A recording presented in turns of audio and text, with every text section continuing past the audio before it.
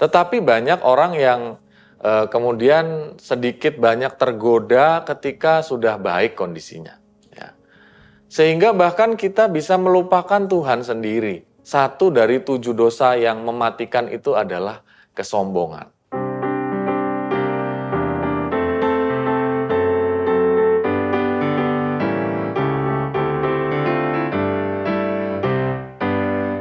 Rukun cinta satu sama lain, itulah maunya Tuhan. Rendah hati serta ramah tamah, itulah maunya Tuhan. Tunjukkan, saksikan, Tuhan minta buktinya.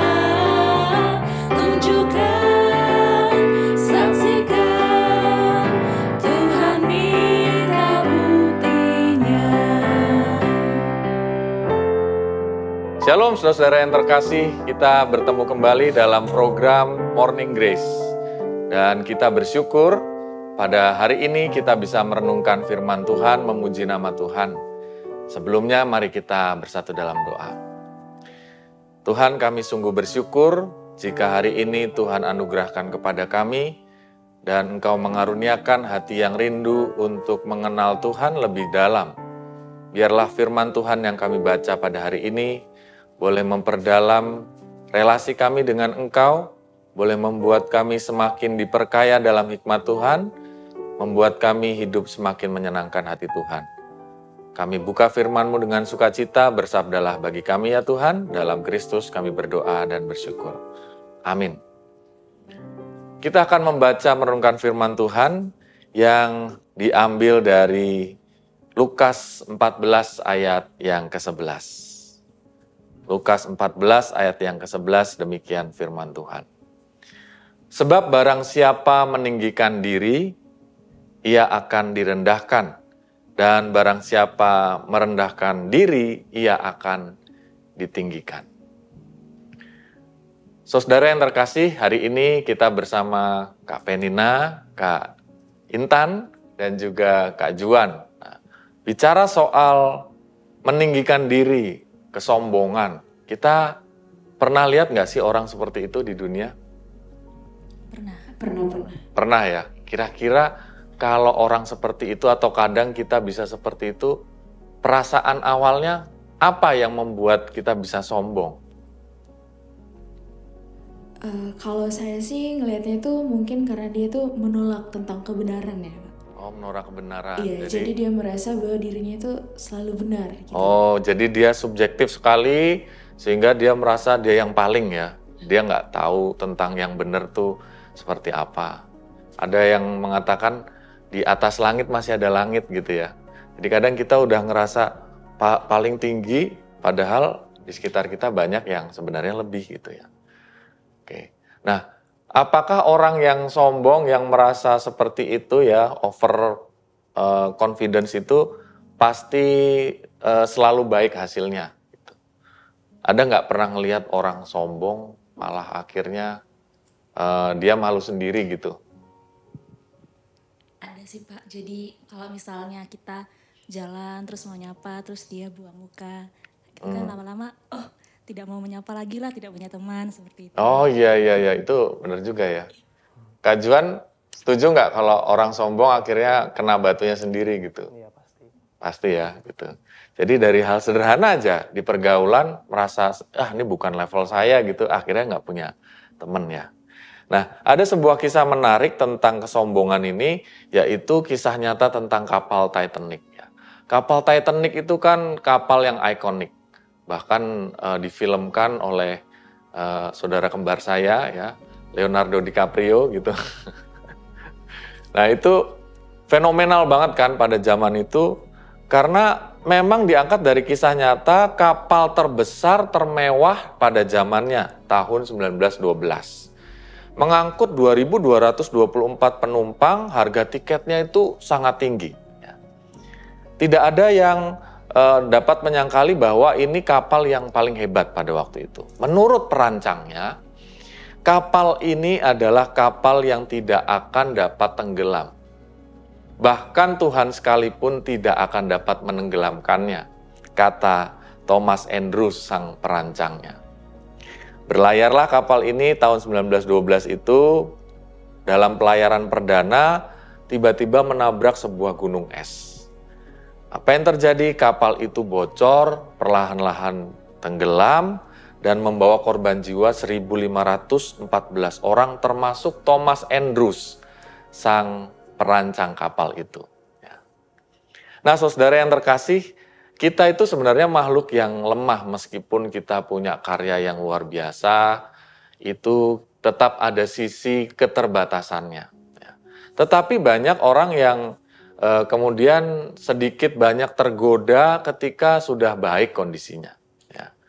Sehingga bahkan kita bisa melupakan Tuhan sendiri.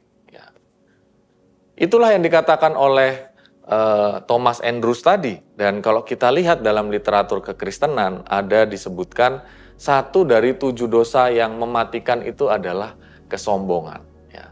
Jadi di antara banyak macam dosa, salah satu yang mematikan itu adalah kesombongan.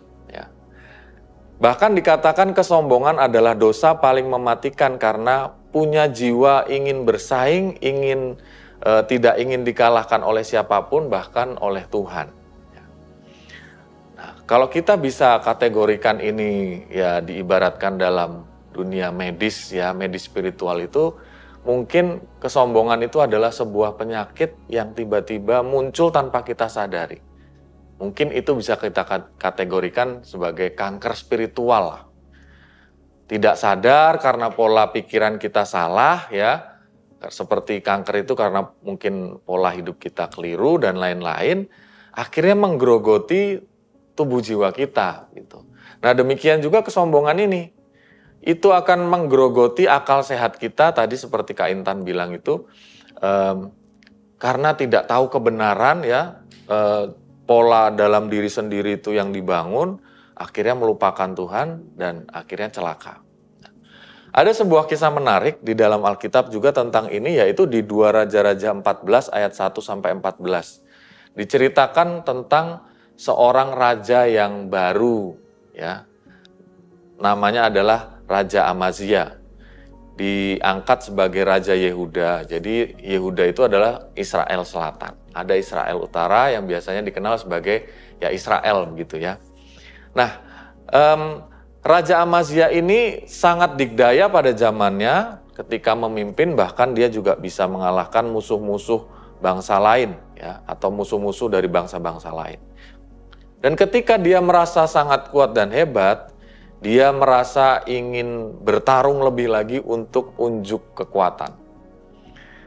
Nah, ia ternyata mengajak bertarung atau beradu kekuatan itu saudara Israel Utara, ini Israel Selatan, Yehuda, ini Israel Utara, yaitu Raja Yoas. Ketika diajak bertanding seperti itu, berperang, Raja Yoas sudah mengingatkan supaya sudahlah, tidak perlu urungkan niatmu, tidak usah terlalu percaya diri dan tinggi hati. Dia tidak mendengarkannya, akhirnya Amazia berperang dengan Yoas atau Israel Selatan Utara ini, dan akhirnya Amazia kalah, dia dibawa oleh bangsa Israel dan kemudian bangsanya menderita, banyak orang mati sia-sia. Ini adalah contoh-contoh bagaimana kita itu sebenarnya tahu bahwa kita diberkati Tuhan. Thomas Andrews diberkati Tuhan dengan kepiawaiannya membangun sebuah kapal.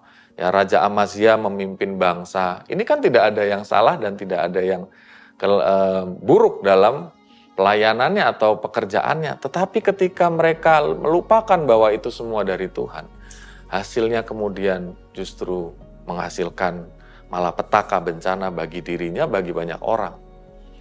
Dan kita belajar bahwa ternyata potensi kesombongan itu bukan hanya pada orang lain, tetapi pada semua orang.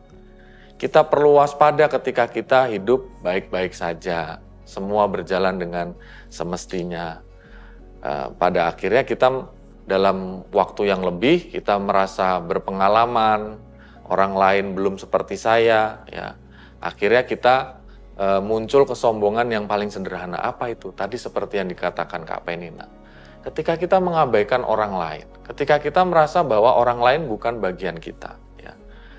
Kesombongan merusak diri kita dan juga banyak orang di sekitar kita.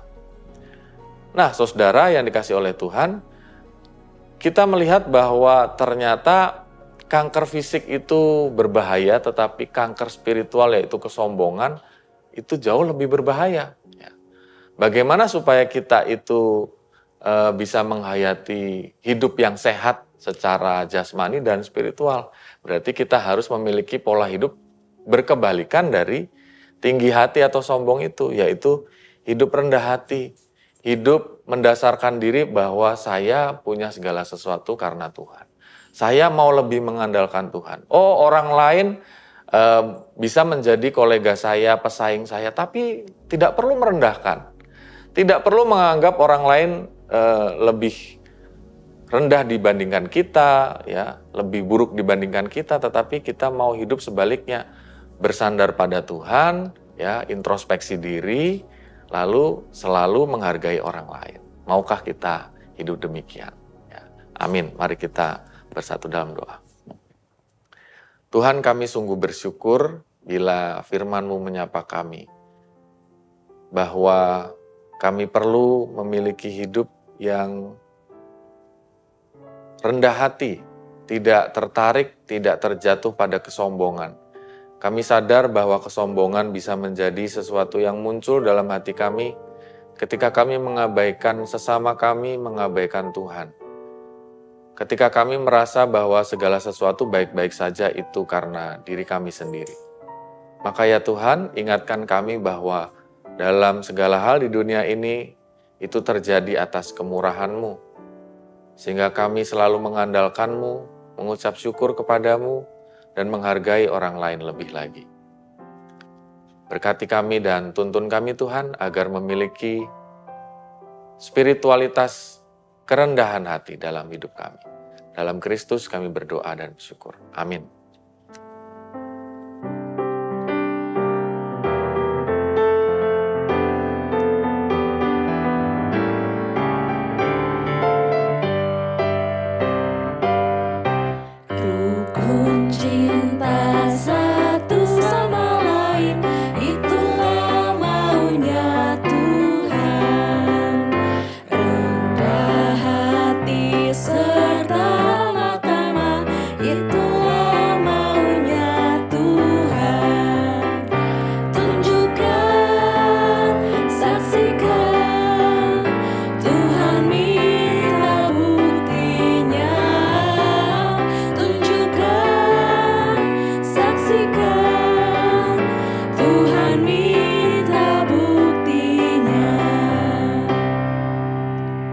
Sampai berjumpa kembali di renungan selanjutnya. Tuhan memberi kesehatan, memberi berkat untuk saudara sekalian hari ini.